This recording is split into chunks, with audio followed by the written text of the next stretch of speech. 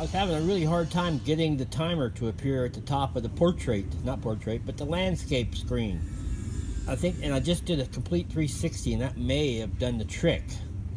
This puts me off the point of the start of this video. I had to do a little tree trimming this morning, and I couldn't find my little sawzall. It was buried underneath the sand, so I needed to chop that little limb off there. Probably can't see it very good. But, oh, look at this.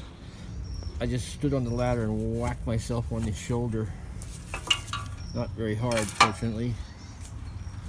But that was poking into my my gazebo there. So I just took this thing and drilled a couple of holes in it. And this is a good tip. If you think about these things, you know, it's not just for making little holes. You can usually really grip up some wood with that baby. Okay, so where are we? We're on this path, hopefully the last day today. I got a big hole here to fill with, I'm going to use some bits and pieces. And then I've got a little spot here where that little V is. I'm going to cut that off, even that out. And there's that little hole sticking up right there on the side that's bugging me, so that's got to go. There's a hole there.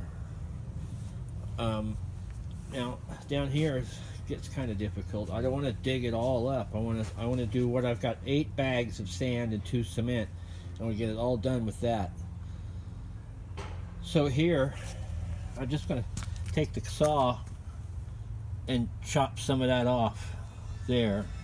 Same thing here, chop some of that off, and then clean this up so that it'll take the cement. That's a lot of mud there that the cement won't stick to, so I'll have to clean that off. Then there's a root over here and there, right in there, so I'm going to take and chop it this way, chop that chunk off, and explore for roots, because that's going to push it up some more. And that's another thing, is possibly some more roots in here, in that side.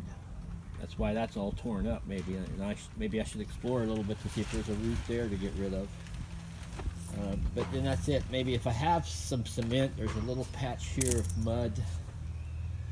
I might do that if I have some stuff left. But then over here on all this new work that I've done, I just took and spread mud over all of it this morning. That's all fresh down there, and I want it to look aged. So I'll let that just dry for a while and bake in there. It's a nice day.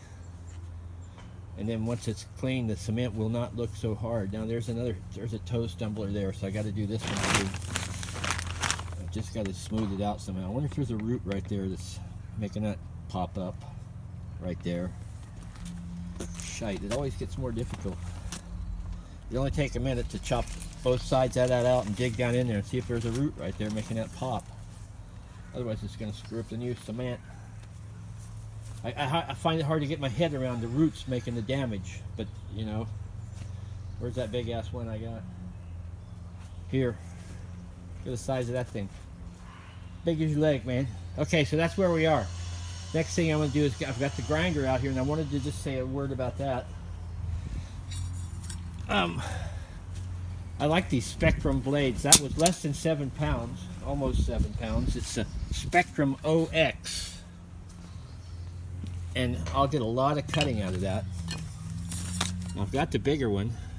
This one, although it wasn't very expensive, I want to save it for when I want to cut something deeper the next time. So I could use it now, and then it would wear out, and I wouldn't be able to cut something deeper. So this is going to be fine for cutting this, trimming this stuff out. And the next one's like 30 pounds. So you know, you could buy 5 of these for the one 30-pounder, and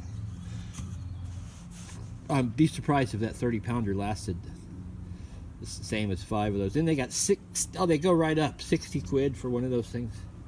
Crazy money. But okay, that's the way it is today. This morning, Monday, middle of April 2017.